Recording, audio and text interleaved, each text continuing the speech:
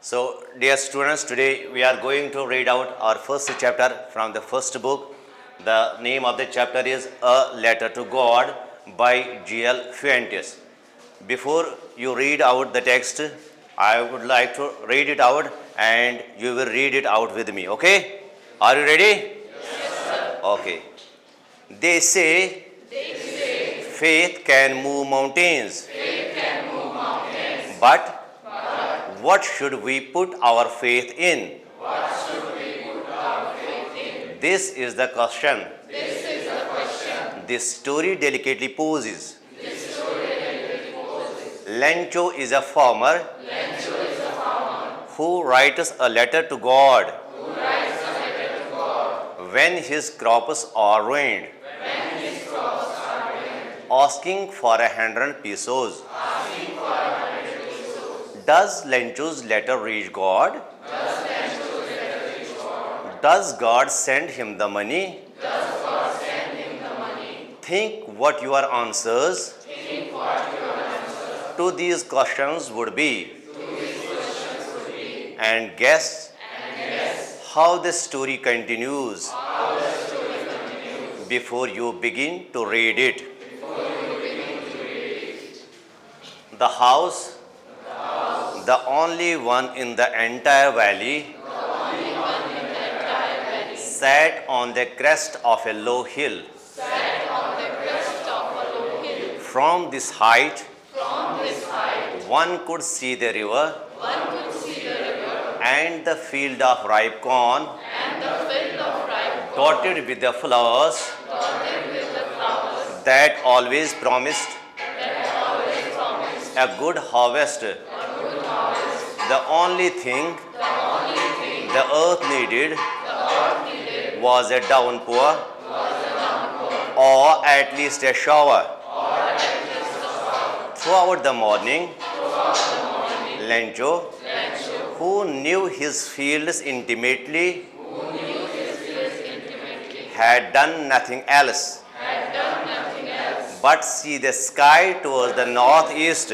but see the sky towards the northeast. Now we are really going to get some water. Now we are really going to get some water. Woman, Woman, the woman who was preparing supper, the woman who was preparing supper, replied, replied, Yes, Yes, God willing. God willing. The older boys were working The older boys were working in the field, in the field, while the smaller ones were playing while the smaller ones were playing near the house, near the house, until the woman called to them all, until the woman called to them all, Come for dinner. come for dinner. It was during the meal that, It was during the meal that, just as Lencho had predicted, just as Lencho had predicted, big drops of rain big drops of rain began to fall. began to fall. In the northeast, In the northeast, huge mountains of clouds huge mountains of clouds could be seen approaching. could be seen approaching. The air was fresh and sweet. The air was fresh and sweet. The man went out The man went out for no other reason for no other reason than to have the pleasure than to have the pleasure of feeling the rain on his body. of feeling the rain on his body. And when he returned, And when he returned, he exclaimed, he exclaimed, These aren't raindrops These aren't raindrops falling from the sky. falling from the sky. They are new coins. They are new coins. The big drops are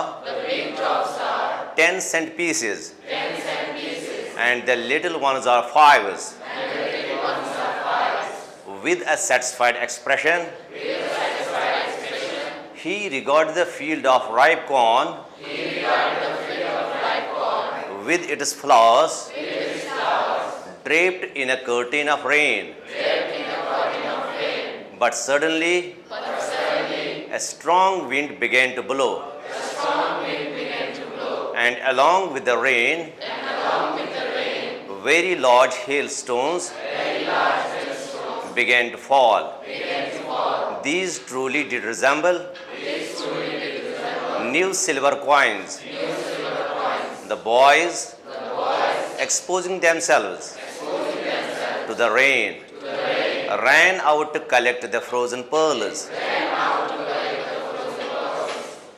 It is really getting bad now,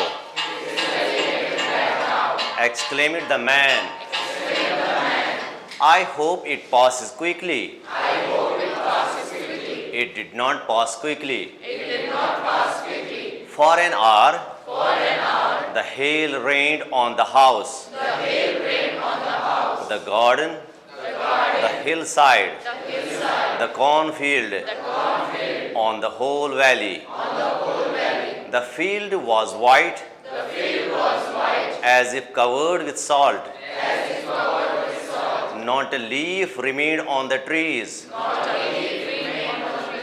The corn was totally destroyed. The flowers were gone from the plants. Lencho's soul was filled with sadness. When the storm had passed, he stood in the middle of the field and said to his sons, a plague of locusts would have left more than this. The hail has left nothing. This year we will have no corn. That night was a sorrowful one. All our work for nothing. There is no one who can help us. We will all go hungry this year. But in the hearts of all who lived in that solitary house, in the middle of the valley, there was a single hope, help from God. Don't be so upset. Even though this seems like a total loss. Remember, no one dies of hunger. That is what they say. No one dies of hunger. Lencho thought only of his one hope. The help of God, whose eyes, as he had been instructed, see everything, even what is deep in one's conscience. Lencho was an ox of a man, working like an animal in the fields. But still he knew how to write. The following Sunday, at daybreak, he began to write a letter which he himself would carry to town and place in the mail. It was nothing less than a letter to God. God, he wrote, if you don't help me, my family and I will go hungry this year. I need 100 pesos in order to sow my field again and to live until the crop comes. Because the hailstorm, he wrote to God on the envelope, put the letter inside, and still troubled, went to town. At the post office, he placed a stamp on the letter and dropped it into the mailbox. One of the employees, who was a postman, and also helped at the post office, went to his boss, laughing heartily, and showed him the letter to God. Never in his career as a postman Never in his career as a postman had he known that address. had he known that address. The postmaster, The postmaster, a fat, amiable fellow, also broke out laughing, broke out laughing, but almost immediately he turned serious and, he turned serious and, tapping the letter on his desk, tapping the letter on his desk, commented, commented, "What faith! "What faith! I wish I had the faith I wish I had the faith of the man of the man who wrote this letter, who wrote this letter, starting up a correspondence with God." starting up a correspondence with God. So, in order not to shake the writer's faith in God, the postmaster came up with an idea. Postmaster came up with an idea. Answer the letter. But when he opened it, it was evident that to answer it, he needed something more than goodwill, ink and paper. But he stuck to his resolution. He asked for money from his employees. He himself gave part of his salary, and several friends of his were obliged to give something for an act of charity. It was impossible for him to gather together the 100 pesos. So he was able to send the farmer only a little more than half. He put the money in an envelope addressed to Lencho, and with it a letter containing only a single word as a signature: God. The following Sunday, Lencho came a bit earlier than usual to ask if there was a letter for him. There was a letter for him. It was the postman himself It was the postman himself who handed the letter to him. While the postmaster experienced the contentment of a man who has performed a good deed, looking on from his office.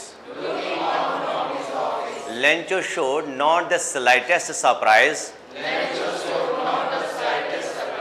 on seeing the money. Such was his confidence. But he became angry when he counted the money. God could not have made a mistake. Nor could he have denied Lencho what he had requested. Immediately, Lencho went up to the window to ask for paper and ink. On the public writing table, he started to write. With much wrinkling on his brow,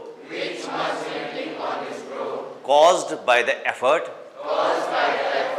he had to make to express his ideas. When he finished, he went to the window to buy a stamp, which he licked and then affixed to the envelope with a blow of fist. The moment the letter fell into the mailbox, the postmaster went to open it. It said, God, of the money that I asked for, only 70 pesos reached me. send me the rest, since I need it very much. But don't send it to me through the mail, because the post office employees are a bunch of crooks. Lencho.